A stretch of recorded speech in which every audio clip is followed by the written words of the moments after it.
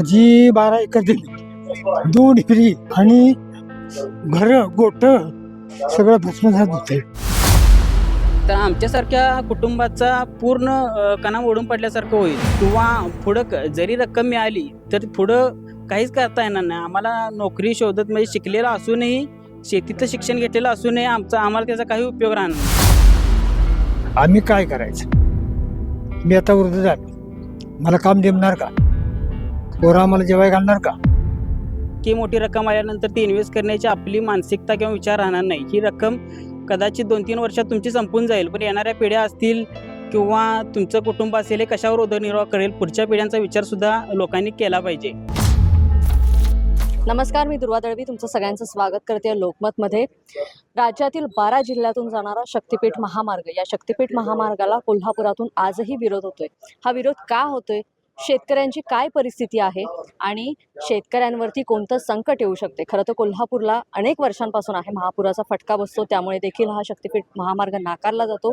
मात्र त्याचबरोबर जी बागायती जमीन आहे, त्याचबरोबर ज्या शेतीवरती प्रत्येक शेतकऱ्याचा उदरनिर्वाह चालतो, त्यामुळेच ह्या शेतीला बाधा होऊ शकते, फटका बसू शकते, म्हणून या शक्तिपीठ महामार्गाला नाकारलं जाते. माझ्यासोबत एक शेतकरी आजोबा आहेत, त्यांच्याकडनं जाणून घ्या. मामा, गाव कोणतं तुमचं? वडणगे पारडे. जमीन किती जाते आणि काय परिस्थिती आहे तुमची आज? माझी 12 एकर दिली, दूध फ्री आणि घर गोट सगळं भस्मसात होते. काय सुद्धा राहत नाही. जमीन दोस्त होते, खाणारी माणसं दिसायची. कसं जगायचं? घरात एकालाही नोकरी नाही. 10 वर्ष झाली मुलगा शिकतंय, अजिबात त्याला नोकरी नाही. कसं जगायचं? गावाला महापुराचा फटका, गावाहून 5 नद्या वाहत्या, ते तुम्हाला माहिती आहे. 2019चा पूर बघा, 5चा बघा, 21चा बघा, संपूर्ण गाव जन्मी. आणि असा असताना सुद्धा त्या गावाला मार्ग काढला. कसं जगायचं आम्ही? तो म्हणजे पूर्ण गाव जन्मी झाल्यानंतर तरी सुद्धा हिने तिथनंच मार्ग काढला. महापुरात किती नुकसान होतंय? जवळजवळ 75% गाव जाते. दोन्ही गावचे म्हणून 75% जमीन जाते. काही सुद्धा राहत नाही. गुरं पाक.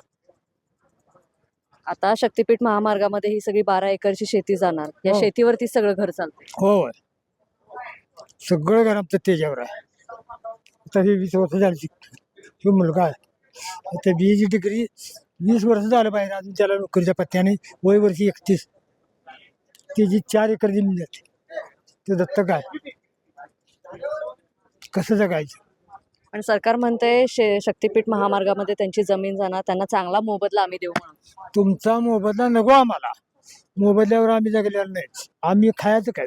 तुमचा मोबदला झाला 1-2 वर्षे, सगळं आम्हाला विकत घ्यावं लागणार. आता आम्ही साखर घरची, आम्हाला मका घरची, जुंधळा घरचा, शाळू घरचा, सगळं खर्च करतो. तुमचे पैसे आम्हाला पुरणार काय? पुरणार का सांगा? आम्हाला का नोकरी आहे का? नोकरदारांना ते पुरणार, आम्हाला कसं पुरणार? तुम्हीच सांगा. तुम्हाला पगार इकडे वाढला की तुम्हाला पगार इकडे वाढवतात. आम्हाला पगार वाढतोय का? आज रोजंदारी बाई म्हणते 400 रुपये हजेरी असली तरी येतो. आम्हाला आता परवडत नाही. आम्ही कसं जगायचं? शेती तरी जाते. आम्ही काय करायचं? मी आता वृद्ध झालो, मला काम देणार का? पोरं आम्हाला जेवाय घालणार का? घरात किती तरुण मुलं आहेत ज्यांना नोकरी नाही? 4-5 आहेत, पदवीधर आहेत. हे आता 10 वर्ष झालं आहे बाहेर. आगरी कचरा आहे. आता इथं अभ्यासाला आहे कोल्हापूर. सगळी जण शेती करतात घरात. होय होय, काय करणार? तर नोकरीच नाही. पदवीधर आहे सगळी. BAच्या मुली, कोण MA आहे, BA आहे, PhD, सगळी पासा भाऊ, चुलत पत्नी, सगळी नोकरदार आहेत. सगळी नोकरी जॉब अजिबात कोणाला नाही. सरकारला काय सांगाल? काय मागणी आहे सरकारकडे? आम्हाला हे चुकतं शक्तिपीठ नको. आम्ही तुमच्या शक्तिपीठावर जगलेलो नाही. तो मार्ग कॅन्सल करा, तर आम्ही जगलो, नाही तर आम्ही जगू शकत नाही. परवा तिथं हे करायला आलती रस्त्यावर. म्हणजे सरकार किती लबाड आहे बघा.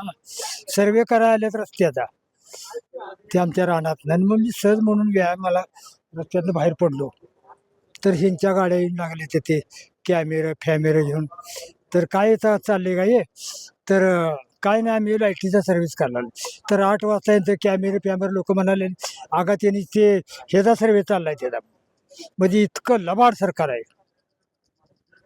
गजनीचा मोहम्मद, तुम्हाला तो वाक्य काढतो, पांडुरंगाला फोडायला तिकडं आलते. तसं आता हे सरकार जिमनी लुटायचं काम करायला लागले. हेच माझं वाक्य. हे काही शक्तीपीठ नव्हतं, यांना शेतकऱ्याचा बळी घ्यायचा आहे. दुसरं यांच्याकडे काही सुद्धा नाही. मामांनी सांगितलं की घरामध्ये अनेक तरुण आहेत, युवक आहेत, उच्च शिक्षित आहेत, मात्र नोकरी नाहीये, शेती करताय तुम्ही. काय परिस्थिती आहे? शक्तीपीठ महामार्गामध्ये तुमची पूर्ण शेती जाते. मॅडम, आमच्या गावामध्ये फक्त आमचीच नाही तर बऱ्यापैकी 70-80% ज्यांची शेती जाते त्यांचं कुटुंब पूर्ण शेतीवरच अवलंबून आहे.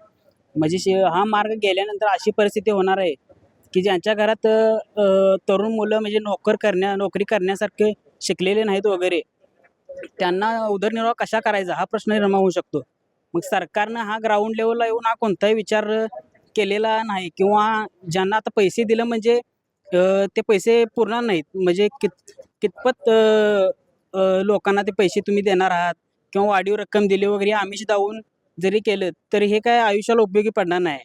मग ग्राउंडवरती जर परिस्थिती बघायला गेलं तर आमच्या भागातून जाणारे शेती त्या ठिकाणी जवळजवळ 3 नद्या क्रॉस होतात. मग नद्या क्रॉस झाल्यामुळे जे क्षेत्र उरते ते सुद्धा पूरबाधित होणार आहे किंवा करण्याच्या लायक राहणार नाही, अशी परिस्थिती आहे. आणि अशा बऱ्याच अडचणी आहेत गावामध्ये म्हणा किंवा आमच्या पंचक्रोशीमध्ये. सरकार हा विचार करत नाही, किंवा आतापर्यंत एवढं 6 महिने वर्ष झालं इतक्या पद्धतीने आंदोलने होत आहेत, ते विरोध करतायत, तरीही सरकार हे लादण्याचा प्रयत्न करते, किंवा छुप्या पद्धतीने काय काय अंतर्गत गोष्टी करून हा प्रयत्न लादायला चालू आहे. पण असं जर होत राहिलं तर एक दिवस शेतकऱ्यांचा उद्रेक नक्की होईल. आणि हे आंदोलन आतापर्यंत शांततेत चाललेलं आहे. सरकारने हे समजून घ्यावं, नाहीतर शेतकऱ्यांचा उद्रेक झाल्याशिवाय राहणार नाही. सरकारकडे काय मागणी आहे तुमची? एकतर नोकरी नाही, त्याचबरोबर आहे ती तब्बल 12 एकर शेती जाते. मामा सांगतायत, मामा भावूक झाले, डोळ्यात पाणी आले. म्हणजे होणं स्वाभाविक आहे की ज्या शेतीवरती संपूर्ण कुटुंब आपलं उदरनिर्वाह करते, 2 विहिरी जात आहेत त्याच्यामध्ये. एकतर महापुराचा फटका बसतोच आहे, दुसरीकडे अवकाळी पाऊस आहे, हवामान बदलाचा तुम्हाला सामना करावा लागतोय शेती करताना. आणि त्याच शेतीचं जर अशा पद्धतीने नुकसान होणार असेल, जरी त्याचा मोठा मोबदला मिळत असला तरी किती दिवस हा मोबदला तुम्हाला पुरू शकतो, आणि काय ह्या शक्तीपीठ महामार्ग झाल्यामुळे होऊ शकतं असं वाटतं? मॅडम, तुम्ही प्रश्न म्हणजे अगदी अचूक विचारला, की जर हा जरी काही शेतकरी, जरी 20-30% शेतकरी या मोबदल्याकडे बघून जरी द्यायला तयार असले, तर त्यांना याची जाणीव असायला पाहिजे की हा मोबदला दिल्यानंतर आपल्या सर्वसामान्यांच्याकडे इतकी मोठी रक्कम आल्यानंतर ती इन्व्हेस्ट करण्याची आपली मानसिकता किंवा विचार राहणार नाही. ही रक्कम कदाचित 2-3 वर्षात तुमची संपून जाईल, पण येणाऱ्या पिढ्या असतील किंवा तुमचं कुटुंब असेल, हे कशावर उदरनिर्वाह करेल, पुढच्या पिढ्यांचा विचार सुद्धा लोकांनी केला पाहिजे. किंवा आता चुलते तुम्ही बोलात की यांचे आयुष्य अक्षरशः त्यांनी शेतीवर काढले. आमचे 3 चुलते, आमचे वडील यांनी पूर्ण शेतीवरती आमची पूर्ण एकत्रित कुटुंब उदरनिर्वाह चालला. आमचे आता भाऊ जरी जॉब करत असले तरी आमचं शिक्षण वगैरे, आता मी स्वतः BSc ॲग्री आहे, मी पण शेती बघतच माझा अभ्यास चालू आहे. हे जरी होत असलं तर आमचं आजपर्यंत जे झाले ते आम्ही बघतोय ते शेतीवरच पूर्ण चालले. मग असं जर झालं तर आमच्यासारख्या कुटुंबाचा पूर्ण कणा ओढून पडल्यासारखं होईल. किंवा पुढं जरी रक्कम मिळाली तर पुढं काहीच करता येणार नाही. आम्हाला नोकरी शोधत म्हणजे शिकलेला असूनही, शेतीचं शिक्षण घेतलेलं असूनही आम्हाला त्याचा काही उपयोग राहणार नाही. म्हणजे अशी परिस्थिती, बऱ्याच अडचणी निर्माण होणार आहेत गावात. नक्कीच. तर आपण जाणून घेतलं कोल्हापुरातील शेतकरी आणि त्याचबरोबर एक युवक शेतकरी ज्याच्याकडनं, आणि जो स्वतः BSc ॲग्रीचं ज्यानं शिक्षण घेतलेलं, तो देखील म्हणतोय की शक्तीपीठ महामार्ग जर कोल्हापुरातून गेला तर कोल्हापुरातील शेतकऱ्यांचं किती मोठं नुकसान होऊ शकतं, आणि आपलं नुकसान होणार आहे जे अजून झालेलं नाही आहे. मात्र शेती आपली शक्तीपीठ महामार्गामध्ये जाते, म्हणून एका शेतकऱ्याच्या डोळ्यामध्ये आज पाणी आलेलं आहे. हे पाणी आहे जे सरकारला जाब विचारते, सरकारला सवाल विचारते की शक्तीपीठ महामार्ग कोल्हापुरातून का? कारण की ज्या ठिकाणी योग्य पद्धतीने शेती होते आणि त्याचबरोबर या शेतीतून आमचा उदरनिर्वाह चालतो, आमचं कुटुंब चालतंय, त्या शेतीवरती जो रोडर आहे, त्याचबरोबर नांगर आहे, जो आता सरकार फिरवायला येतंय, हा शक्तीपीठ महामार्ग नको, म्हणून आता पुन्हा एकदा कोल्हापुरातले आणि त्याचबरोबर इतर 12 जिल्ह्यातले शेतकरी आहेत जे आक्रमक होत आहेत. याबरोबरच मी इथेच थांबते. लोकमतसाठी कोल्हापूरहून दुर्वा दळवी. धन्यवाद.